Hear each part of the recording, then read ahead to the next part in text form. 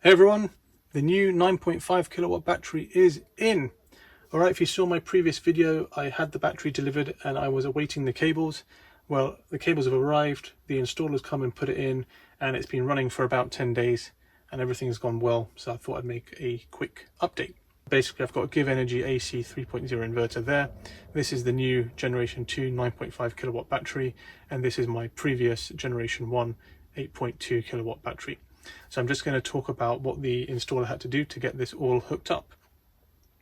So the first headache was that I was awaiting these orange cables that you see here. Those are the proprietary GivEnergy cables required to make a Generation 2 battery connect. There's two different types of cables I'm aware of, and it depends on what type of system you've bought. Now, because I had a Generation 1 battery and a Generation 1 inverter and a Generation 2 9.5 battery, I needed cables which convert from Gen 1 to Gen 2. And I needed two of them because the battery is the main kind of central point. One cable goes from the battery to the other battery, the other one goes from the battery to the inverter. So because the 8.2 battery and the inverter are Generation 1, I need Gen 2 cables to Gen 1 cables. So my, I called GivEnergy a few times. The folks I spoke to, they said, they haven't got information of when the cables are coming. They got delayed from China. I told them that you need to prioritize getting it to the people who've got batteries, given that there's no other way to connect this battery. And the ladies on the phone said that it's above their pay grade. So then I asked, can I speak to the person who's responsible, who's the director? Can I ask them to give me a call back to kind of tell me, when I can get these cables? And they said, okay, they'll pass on the message. And I never heard back from GivEnergy. I sent them an email asking the same thing, and it took them 2 weeks to respond. And they didn't really have any kind of solid answer. All they said is they'll tell me who you bought it from and I'll chase up the wholesaler for you to get you the cables. But the point is that all this GivEnergy equipment gets shipped from China or wherever it comes from to the GivEnergy factory first, and then from there it goes out to distributors and whoever. So in GivEnergy's factory, in their offices, they're going to be the first people to know if they've got the cables. So hassling the distributors is, in my opinion, is not the way forward. Anyway, ITS, who I bought the battery from, I spoke to them. They said, yep, we need to get you a cable. I followed up with them a week later. They said, look, I've been chasing it, but haven't got an update for you yet. And then a few days after that, I got an email saying that the cables I need are in the post. Fantastic. A few days later, the post arrives, and I've got these two orange cables in there. So I was only expecting them to send me one, and then I would have to get back to them asking for a second one, but they sent me two. And the cables they sent me were in fact the correct ones. So the one I've got is the all-in-one to ring cable. So the Generation 1 equipment, where the wire goes into the inverter, it has a ring terminal where you put a screw through a loop, and that's how it makes the connection. And the other end of the cable has got this new GivEnergy proprietary connector on it. So both the 8.2 battery and the inverter require that, and that's what they sent me. So I didn't need anything additional. And then I got my installer to come in, who got it all hooked up, and everything's working. In one of my old photos, you might recognize that the 8.2 battery actually lived on this side. I'd left space on that side for the battery, but because the new 9.5 battery's terminals are higher up compared to where it is on the 8.2, it meant that this joist in my loft would be in the way. So we had no choice but to swap the position of the batteries around to make everything fit, and that meant we had to move the trunking over here up a bit and move all the other bits and pieces out of the way to get this all to fit in.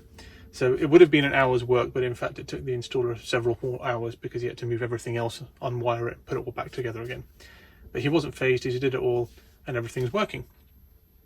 I'm going to flash up a picture on the screen that we took while the installer had the covers off. So to get the 8.2 battery hooked up, you've got to remove this white cover. It comes off with a little Allen keys, and behind there is a terminal, and behind there is also the jumper settings to tell this battery that 8.2 is now the slave, not the master, because the 9.5 is the master. He accidentally took off the cover to the 9.5 thinking it works in the same way. Well, actually everything you need to do with the 9.5 is just on the side there. But when the cover was off, it was interesting to have a look at the difference. You'll see that the top chunk of this battery is basically fresh air. There's nothing in there, just a few circuit boards spread out. Whereas if you compare it to the 8.2, it's kind of full to the brim.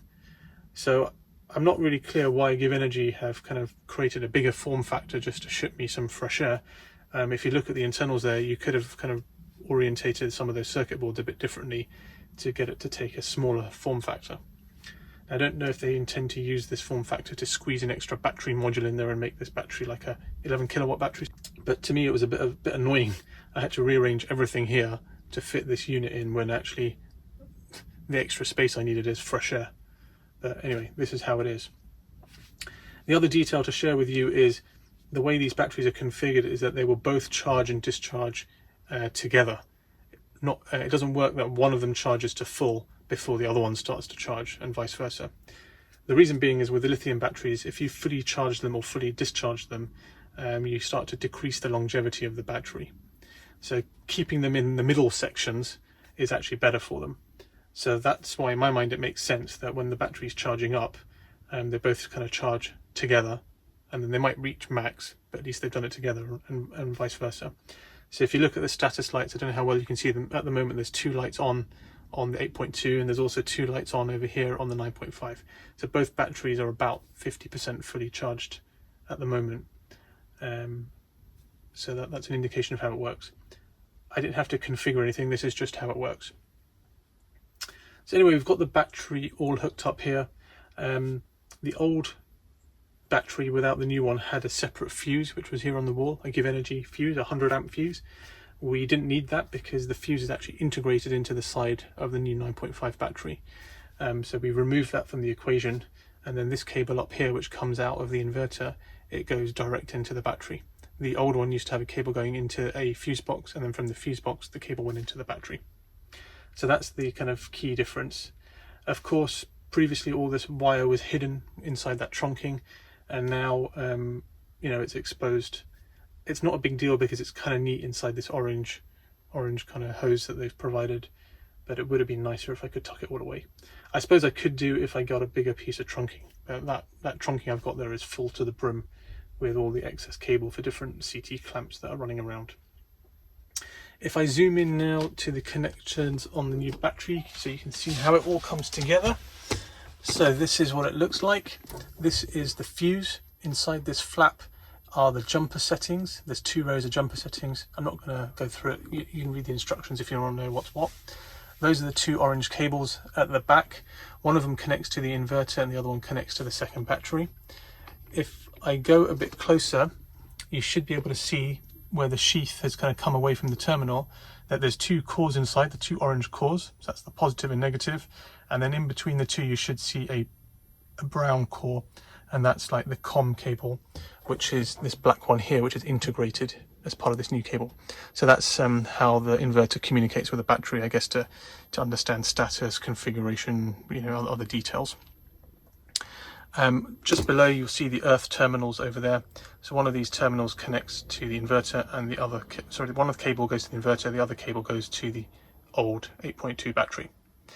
And then on the 8.2 battery, you can see over here where the cable comes in, it goes through a grommet, and then just over here and behind this white cover under the GivEnergy logo are the ring terminals where it's all connected in.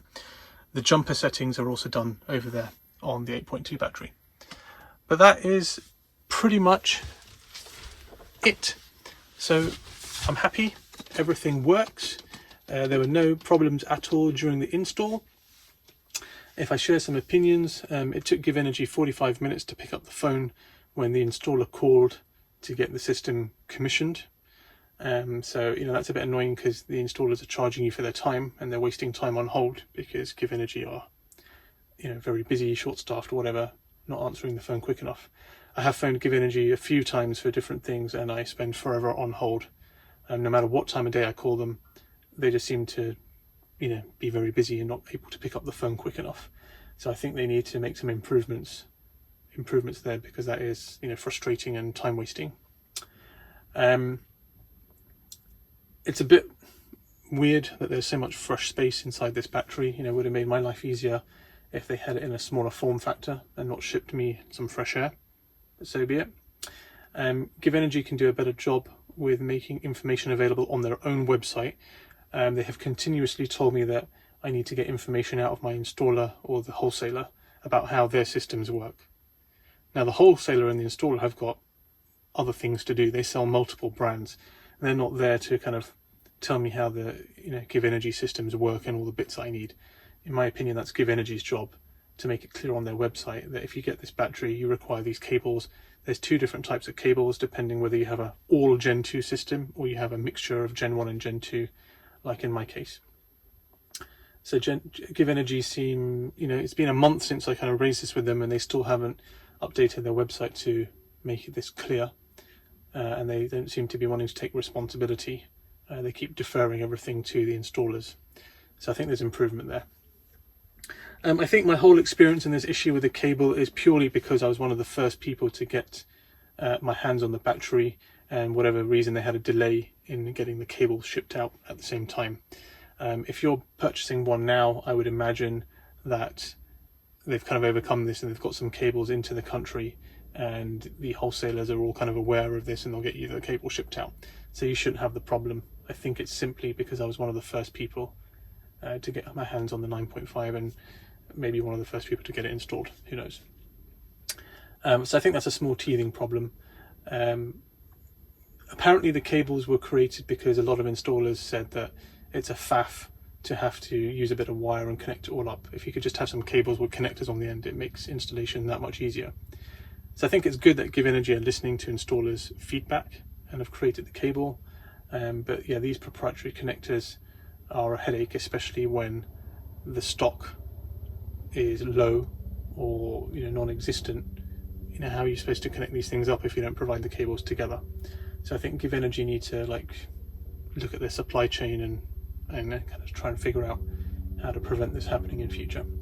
But overall, I'm happy. Look, the system's installed. The installer who hadn't ever installed a GivEnergy system before or touched a solar array took this all apart, put it all back together first time, perfect, no issues at all. Everything's working. It's been running for about 10 days or something now, and it's perfect. So all is well there. I know lots of you have posted comments and suggestions of what I could have been doing about this in the meantime. I know many of you suggested that I can return it or contact my credit card company and so on. I wanted to keep the battery, and so I gave them a chance.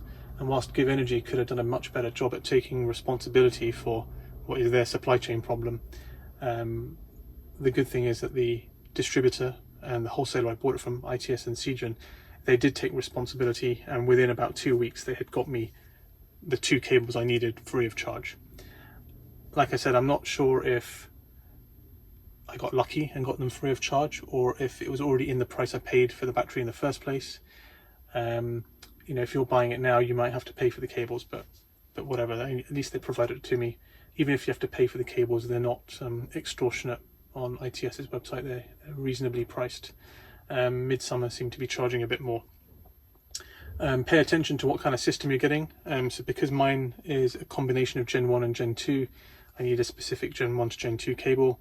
If you're buying your system, I'd say after April 2022, then it's probably all going to be Gen 2, and so that's a slightly different type of cable, which has connectors on both ends rather than a ring terminal on one end. Your installers should kind of know all of this stuff, but that's it's a detail I've learnt along the way. So don't let my experience put you off if you were planning to get a GivEnergy system, because when it all works, it works really well. I don't have to do anything. I don't have to manage it. It's just working. And I purely think my experience is because I was one of the first people to get a GivEnergy 9.5 battery, and they had a few teething problems in their supply chain. But here it is, all installed. It looks nice and neat once it's all done, up and running, working without issues.